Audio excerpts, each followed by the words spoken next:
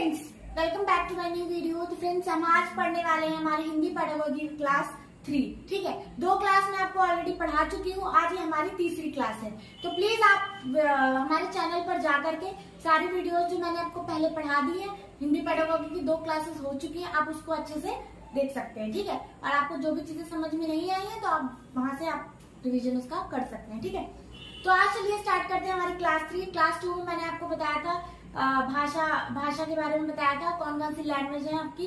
ठीक है, 3 मातृभाषा और शिक्षण में प्रयोग होने वाली भाषा। ठीक है, और काफी सारी चीजें मैंने आपको भाषा के ऊपर पूरा क्लास बताया था। ठीक है, तो चलिए वीडियो को स्टार्ट करते हैं। आज जो मैं पढ़ाने वाली हूँ वो है भाषाई विकार। ठीक है, यानी कि डिसेबिलिटी। ठीक, आप सभी को पता है कि हमारे पृथ्वी पर हर तरह के मनुष्य पाए जाते हैं। ठीक, चाहे किसी का दिमाग बहुत तेज होता है, किसी का थोड़ा सा कम होता है, किसी का मध्य होता है। ठीक है, जो आपने बुद्धि में पढ़ा होगा कि ठीक है, हर बच्चा अलग अलग बुद्धि स्तर का होता है। ठीक, हर बालक के बुद्धि स्तर अलग अलग होता है। उसी प्रकार जिस प्रकार अलग अलग बच्चे का बुद्धि स्तर होता है, उसी प्रकार से किसी ना किसी बच्चे के अंदर कुछ ना कुछ डिसेबिलिटी होती है और किसी के अंदर कुछ नहीं भी होती। ठीक, तो चलिए आज वीडियो को स्टार्ट करते हैं और पढ़ते हैं तरह तरह की डिसेबिलिटी, यानी कि टाइप्स ऑफ डिसेबिलिटी, भाषाई विकार कौन कौन से हैं। ठीक है, तो भाषाई विकार यानी कि लैंग्वेज डिसेबिलिटी। ठीक है, लैंग्वेज डिसेबिलिटी। ठीक है, तो पहली हमारी कौन सी है? डिसलेक्सिया। ठीक है, डिसलेक्सिया। डिसलेक्सिया बीमारी जो है आपकी लेक्सिया। ठीक है, डिसलेक्सिया। जो डिसलेक्सिया है वो किससे संबंधित है? पठन अक्षमता से। ठीक, पढ़ने में समस्या। ठीक है, यानी कि रीडिंग स्किल से। ठीक है, रीडिंग स्किल से यानी कि अगर किसी बच्चे को पढ़ने में समस्या हो रही है, वो अक्षरों को उल्टा पढ़ रहा है या फिर 9 को 6 पढ़ रहा है, 6 को 9 पढ़ रहा है, उसको समझ में नहीं आ रहा, वो अंतर नहीं जान पा रहा है शब्दों के बीच में, तो उसको कौन सी बीमारी है? डिसलेक्सिया। ठीक, आप क्या लगाएंगे? डिसलेक्सिया, यानी कि पठन अक्षमता। ठीक, पढ़ने से संबंधित बीमारी जो होगी हमारी डिसलेक्सिया होगी। ठीक, जैसे एग्जाम्पल के तौर पर देखिए, 100 है, 100 को वह वॉस पढ़ता है। ठीक, तो वो किससे संबंधित है? डिसलेक्सिया से पीड़ित है। ठीक, अब आइए डिसग्राफिया। अब डिस तो सारी ज्यादातर जितनी भी क्षमताएं आपको डिस आगे मिलेगा। अब आइए ग्राफ से। ग्राफ मतलब आप एग्जाम्पल इसका शॉर्टकट तरीका देखिए। ग्राफ मतलब ग्राफ पेपर पे आप कुछ भी क्या करते हैं? बनाते हैं। ग्राफ से आप समझ लीजिए कि आपको कुछ भी लिखने से संबंधित। ठीक, तो ग्राफिया लेखन संबंधी समस्या। कौन सी? लेखन संबंधी, यानी कि राइटिंग स्किल्स। ये तो रीडिंग स्किल्स है, पढ़ने से संबंधित, और राइटिंग स्किल्स यानी कि लिखने से संबंधित बीमारी हमारी किस में आएगी? डिसग्राफिया में। डिसग्राफिया में जैसे बच्चा यही वाला उदाहरण देखिए, 100 लिखा है, 100 को क्या लिखता है? वॉस लिखता है। ठीक, तो वो किससे पीड़ित है? डिसग्राफिया से। तो ग्राफिया किससे संबंधित है? हमारी लिखने से संबंधित। ठीक, लेखन क्षमता। अब डिस यहाँ पे भी लगा है कैलकुलिया। डिसकैलकुलिया। अब डिसकैलकुलिया, कैलकुलिया मतलब कैलकुलेशन, कैलकुलिया मतलब कैलकुलेशन, तो मतलब गणितीय गणना से संबंधित, यानी calculation, mathematical calculation, mathematical operations जितने भी होते हैं आपको उससे संबंधित अगर कोई भी समस्या है, किसी बच्चे को गणना नहीं कर पा रहा है, 2 और 4 नहीं जोड़ पा रहा है, वो कक्षा 6 या 7 में पहुंच गया है, 2 + 3 नहीं जोड़ पा रहा है, तो उसको कौन सी बीमारी है? वो किस बीमारी से पीड़ित है? गणितीय गणना से संबंधित। कौन सी? यानी कि मैथमेटिकल ऑपरेशन नहीं कर पा रहा है, तो वो किससे पीड़ित है? डिसकैलकुलिया से। अब आइए नेक्स्ट देखते हैं अफेजिया। अफेजिया ये जो कंफ्यूजन वाले हैं, जिसमें आपके डिसलेक्सिया हो गया, डिसग्राफिया हो गया और क्या बोलते हैं, डिस्मॉर्फिया रह गया, तो ये सारी चीजें पूछी जाती हैं आपके seated exam point of view से। ये सारी चीजें काफी ज्यादा इंपॉर्टेंट है। ठीक है, अब डिस्मॉर्फिया। मॉर्फिया जब बालक 2 वस्तुओं में अंतर नहीं कर पाता है। ठीक, कोई भी 2 वस्तुओं में अंतर नहीं कर पा रहा है कि ये सेब है कि ये केला है, ये अनार है कि क्या है, तो वो किससे संबंधित है? डिसमॉर्फिया से संबंधित है। ठीक, पता नहीं कर पा रहा है। अगर 2 एक जैसी चीजें हैं, यानी आप जैसे ऐसे समझ लीजिए डिसमॉर्फिया को, अगर काला कौवा है या फिर कोयल है, ठीक, कोयल है या कौवा है, तो वो वो अंतर नहीं जान पा रहा है कि कौन सी कोयल है और कौन सा कौवा है। जैसे बड़े तक वही बताया जाता है कि डाल पर कौवा बैठा है, तो वही वाली बात यहाँ पर अप्लाई होती है। ठीक, तो डिस्मॉर्फिया किससे संबंधित है? वस्तुओं में अंतर से में, ठीक। अफेसिया, अफेसिया सुनने, समझने और बात करते समय भाषा के उपयोग में समस्या, ठीक। बच्चा जब सुनता है, समझता है या बात करता है तो भाषा को क्या करता है, समझ नहीं पाता, ठीक, कि क्या बोला जा रहा है। जैसे आप सभी जानते हैं कि मातृभाषा जो हमारी मदर टंग है, जो बच्चे घर में प्रयोग, कभी कभी तो बच्चे सीख जाते हैं, बट कभी कभी उन्हें सीखने में काफी बड़े तक दिक्कत आती है, ठीक। तो वो सारी चीजें इसमें किसमें आएंगी, आपकी अफेजिया में आएंगी। सुनने, समझने और बात करते समय भाषा के उपयोग में समस्या, भाषा के उपयोग में, यानी कि बच्चा जब कुछ बोल रहा है, कुछ अपनी बातों को प्रकट कर रहा है, तो वो क्या कर रहा है, बता नहीं पा रहा है, ठीक, समझा नहीं पा रहा है, अपनी भाषा को उपयोग नहीं कर पा रहा है सही तरीके से, तो वो किसमें आएंगी, आपकी अफेजिया में आएगी, ठीक। अब डिस्प्रैक्सिया, प्रैक्सिया वर्ड आ गया, यानी कि प्रैक्सिया हमारे शारीरिक कौशल संबंधी विकार, ठीक, हमारे शारीरिक कौशल संबंधी कौन से विकार, तो किसमें आएंगे, आपके डिस्प्रैक्सिया में। अब अगला देखते हैं क्वेश्चन, यहाँ पे हमने लिख रखा है, आप देखिए इसको। कोई बच्चा यदि सौ को क्या पढ़ता है, वॉज पढ़ता है, ध्यान से समझिएगा, तो वह किस बीमारी से पीड़ित है। 100 को क्या पढ़ता है, वॉज।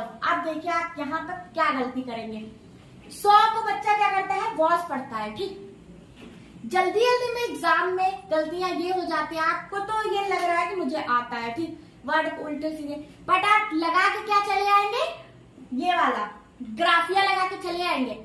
यहाँ पे आप ये वाला वर्ड देखेंगे ही नहीं, पढ़ना, पढ़ने से संबंधित, मैंने अभी बताया, पढ़ने से संबंधित कोई भी बीमारी होगी तो वो आपकी किस में आएगी, डिसलेक्सिया में आएगी, ठीक। लेक्सिकल एनालिसिस, आप सभी ने अगर थोड़ा बहुत प्रोग्रामिंग वगैरह का नॉलेज आपको होगा तो आप सभी जानते हो कि लेक्सिकल एनालिसिस किसकी होती है, प्रोग्रामिंग की, ठीक। तो जब कोई भी कोड होता है, हमारा प्रोग्रामिंग होती है, जब बार कोड होता है तो वो क्या रहता है, उसका एनालिसिस, लेक्सिकल एनालिसिस, यानी उसको रीडिंग, उसकी पूरी क्या करी जाती है, उसकी रीडिंग होती है। तो लेक्सिकल एनालिसिस से आप ये समझिए, पढ़ना यहाँ पे आ गया तो क्या हो जाएगा, लेक्सिया हो जाएगा। अगर बोला जाता बच्चा यदि 100 को वॉज लिखता है, 100 को वॉज लिखता है, तो वो किस में आएगा, ग्राफिया में। ग्राफ से संबंधित, ग्राफ मतलब ग्राफ पेपर पे आप कुछ बनाते हैं, कुछ लिखते हैं, तो ग्राफ पेपर पे प्रेजेंट ही तो करते हैं, बिना प्रेजेंट किए तो ग्राफ तो पेपर एकदम ब्लैंक रहेगा, तो ग्राफ मतलब लिखने से संबंधित, ठीक। और लेक्सिया मतलब पढ़ने से संबंधित। तो बच्चा अगर यदि 100 को वॉज पढ़ता है तो वो किससे संबंधित है, आपके डिसलेक्सिया से।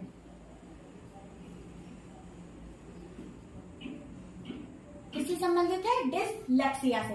तो चलिए अब अगला देखते हैं टीचिंग लर्निंग मटेरियल, जो कि एक बहुत इंपॉर्टेंट रोल प्ले करता है आपके सीटेड पेडागॉजी सेक्शन में, और जितनी भी आपके पेडागॉजी सेक्शन है, चाहे वो इंग्लिश हो गई, हिंदी हो गई, ईवीएस हो गई, टीचिंग लर्निंग मटेरियल सबका सेम ही रहेगा, ठीक, उसमें आपका कोई चेंज नहीं होता। वो पेडागॉजी सेक्शन जो है वो सारे जितने भी आपके ये 5 सब्जेक्ट है, वो सबके लिए 150 नंबर के पेपर में जो 90 नंबर की आपकी पेडागॉजी सेक्शन कवर करेगा, तो उसमें जो टीचिंग लर्निंग मटेरियल है वो पार्ट आपका सारे पेडागॉजी के लिए सेम रहेगा, क्योंकि टीचिंग लर्निंग मटेरियल जो है वो बदलते नहीं है। तो वो जो आप एक बार पढ़ेंगे तो आपका इंग्लिश, हिंदी, मैथ्स हो गया, ईवीएस हो गया, वो सब में आपकी काम आएगी वो वाली टीचिंग लर्निंग मटेरियल, तो उसमें कुछ भी चेंज नहीं हो। चलिए आगे देखते हैं आप टीचिंग लर्निंग मटेरियल, जो कि हमारा शिक्षण सहायक सामग्री यानी कि टीचिंग लर्निंग मटेरियल, ये बहुत ही ज्यादा सीरियस पॉइंट ऑफ व्यू से आपका इम्पोर्टेंट टॉपिक है, ठीक है, बहुत ज्यादा इम्पोर्टेंट टॉपिक है। और ये जो है जितनी भी आपकी पेडागॉजी है 5 सब्जेक्ट की, वो सारे सेक्शन में जो टॉपिक है ये कवर होगा, ठीक है। तो आप ये मत सोचिए कि इंग्लिश की अलग होगी या हिंदी की टीचिंग लर्निंग अलग होगी, ऐसा कुछ नहीं है। जो हिंदी के लिए है वही इंग्लिश के लिए, और वही 5 सब्जेक्ट के लिए, ईवीएस के लिए भी आपकी वही है। तो चलिए एक बार देख लेते हैं टीचिंग लर्निंग मटेरियल। आप सभी जानते हैं टीचिंग लर्निंग मटेरियल का यूज आपके स्कूल, कॉलेजेस वगैरह में होता है। अभी क्यों होता है बच्चों, आप जानते हैं, आप अगर आप या एग्जाम्पल लेके देखिए, अगर आपको किसी बच्चे को बताना है, क्या बताना है कि पहले डायनासोर खूब बड़े बड़े हुआ करते थे या ऐसे वैसे, ठीक, तो आप उसको कैसे अगर आपने मुंह से बता दिया तो आप उसको समझ में आएगा, उसको कुछ भी फील नहीं होगा, कुछ रियलाइज नहीं होगा, उसको बस वो आप कहानी की तरह सुन लेगा, ठीक, लेकिन वो ना समझ पाएगा, ना देख पाएगा, ना अपने दिमाग में उसका जो लर्निंग होगी, अधिगम होगा, वो स्थायी भी नहीं होगा, ठीक। तो आप उसको कैसे बताएंगे, टीचिंग लर्निंग मटेरियल के थ्रू आप उसको बताएंगे। कैसे, आप उसको चार्ट के थ्रू बता सकते हैं, वीडियो दिखा सकते हैं, ठीक है, ये सारी चीजें किसमें आएंगी, टीचिंग लर्निंग मटेरियल में। तो टीचिंग लर्निंग मटेरियल का यूज इसीलिए किया जाता है, किस लिए, अधिगम, जो आपकी लर्निंग है उसको क्या रोचक बनाने के लिए, इंटरेस्टिंग बनाने के लिए, ठीक है, डिफरेंट तरीके से प्रयोग करके आप जो अपना ज्ञान होता है आप उसको क्या कर सकते हैं, स्थायी कर सकते हैं, परमानेंट कर सकते हैं। अगर आपने सुन लिया तो आपको याद नहीं रहेगा, बट आपको देखी हुई चीज क्या रहेगी, याद रहेगी। तो इसी कारण जो आपका टीचिंग लर्निंग मटेरियल से जो ज्ञान आपको मिलता है वो क्या होता है, स्थायी होता है। ठीक, क्या होता है, रुचिकर और स्थायी, इंटरेस्टिंग भी होता है और परमानेंट भी होता है, रुचिकर और स्थायी दोनों होता है। ठीक है, तो शिक्षण प्रक्रिया को क्या सरल, सिंपल, रोचक, इंटरेस्टिंग, आकर्षक बनाने हेतु क्या यूज करते हैं, टीचिंग लर्निंग मटेरियल का क्या करते हैं, यूज करा जाता है। ठीक है, तो चलिए अब दूसरी चीज देखते हैं, शिक्षण सहायक सामग्री कितने प्रकार की होती है। ठीक, तो ये होती है हमारी 4 types of teaching learning materials. ठीक, अब इसमें 4 प्रकार कौन कौन से हैं वो देख लेते हैं। चार्ट, फ्लैनल बोर्ड, पत्रिका, फील्ड ट्रिप। चार्ट आप सभी जानते हैं, चार्ट वगैरह क्लासेस में, स्कूल्स में बनाए जाते हैं, आपको प्रोजेक्ट या असाइनमेंट में सारे चार्ट वगैरह बनाने के लिए दिए जाते हैं। तो चार्ट से आपका क्या होता है कि अच्छे से चीजें समझ में आती है, बच्चा देख पाता है। क्लासरूम वगैरह में चार्ट का प्रयोग किस लिए किया जाता है, दृश्य सामग्री के रूप में किया जाता है, टीचिंग लर्निंग मटेरियल के लिए किया जाता है। फ्लैनल बोर्ड आप सभी ने देखा होगा कि आपके स्कूल्स में या कॉलेजेस वगैरह में एक बोर्ड लगा होता है। बोर्ड में क्या होता है, छोटी छोटी इन्फॉर्मेशन होती हैं अलग अलग, जैसे प्रिंट आउट में या फिर कुछ छोटी, एक बोर्ड पे बहुत सारी क्या होती है, इन्फॉर्मेशन क्या होती है, लगाई जाती है। तो वो आपका क्या होता है, फ्लैनल बोर्ड होता है। ठीक, तो फ्लैनल बोर्ड में किसका काम करता है, दृश्य सामग्री का। ठीक, दृश्य सामग्री का क्या काम करता है, फ्लैनल बोर्ड। पत्रिका आप सभी जानते हैं, न्यूज़पेपर वगैरह में न्यूज छपे होते तो आप वो देखते हैं। ठीक, फील्ड ट्रिप वगैरह में जाते हैं तो वो भी दृश्य सामग्री में आएगा। अब क्वेश्चन यही घुमा देता है, फील्ड ट्रिप वगैरह दे देगा और आपको ऑप्शंस में कुछ आउट पटान दे देता है तो आप गलत लगा के चले आते हैं। बट फील्ड ट्रिप भी क्या आएगा, दृश्य सामग्री, क्योंकि फील्ड ट्रिप वगैरह पे आप जाते हैं जब भी तो आप वहां पे देखते हैं, कुछ आप चीजें देखते हैं, कुछ सीखते हैं, तो वो भी आपका किसमें आएगा, दृश्य सामग्री में। श्रव्य सामग्री, श्रव्य मतलब सुनना, तो सुनने में आपका रेडियो आ गया, टेलीविजन आ गया।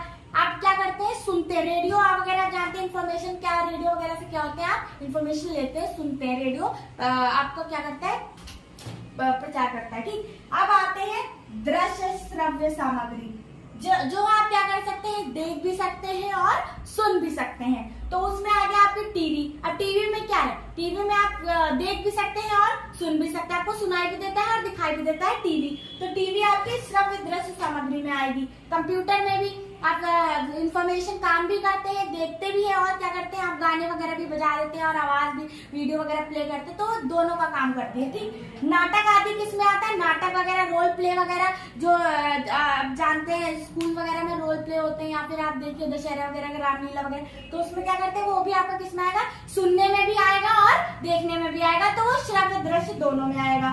क्रिया सहायक सामग्री, अब क्रिया सहायक जो सामग्री है, क्रिया सहायक सामग्री आप सभी जानते हैं कि जहां पर आप खुद कुछ करके सीखते हैं, फील्ड ट्रिप वगैरह, क्रिया सहायक सामग्री, वहां पे आप फील्ड ट्रिप वगैरह में जाते हैं तो चीजें आप एक्सपेरिमेंट करते हैं, देखते हैं, सुनते हैं, सीखते हैं, तो वो आपकी किस में आएगी, क्रिया सहायक। क्रिया मतलब जहां पे आप खुद भी कर रहे हैं, आपका एक्शन खुद भी हो रहे हैं। ठीक, आप वहां पे कुछ खुद करके सीख रहे हैं, तो वो किस में आएगा, आपका क्रिया सहायक सामग्री में आएगा। तो चलिए आप ये मैंने आपको बता दिया टीचिंग लर्निंग मटेरियल। प्लीज आप इसका स्क्रीनशॉट ले सकते हैं अगर आपको लेना है तो, क्योंकि आपको रिवीजन वगैरह करने में आसानी होगी। और हम अगला पॉइंट देखते हैं जो है आपका मूल्यांकन से रिलेटेड। ठीक, एवोल्यूशन से।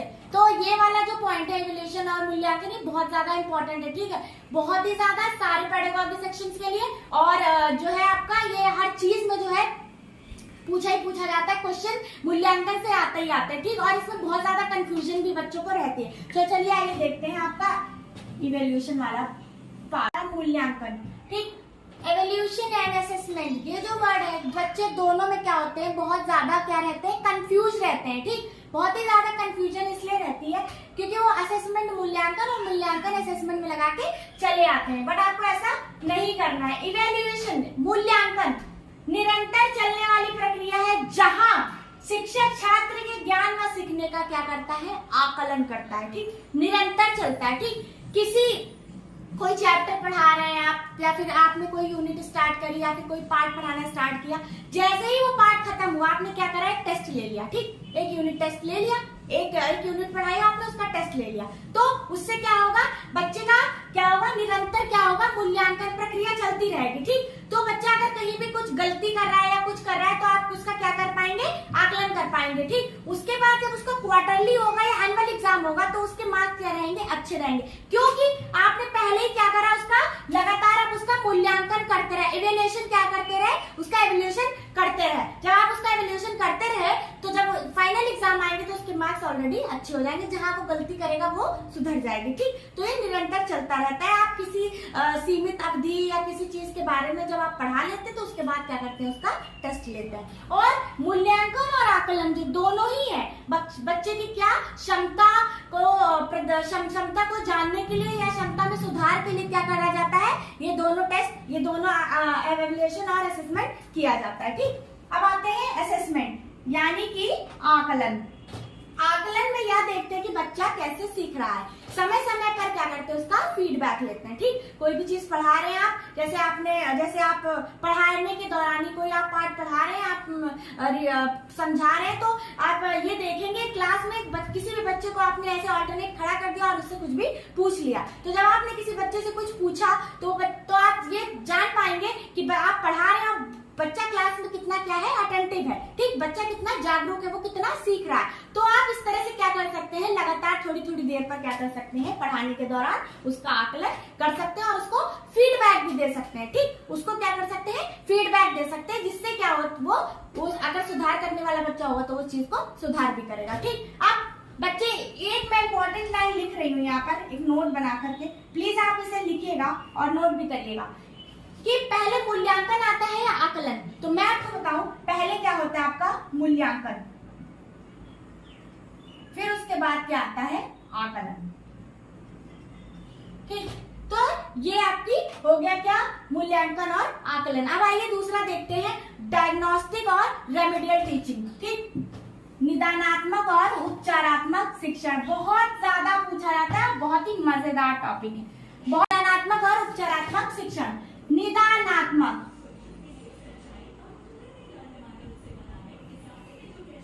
निदानात्मक और उपचारात्मक।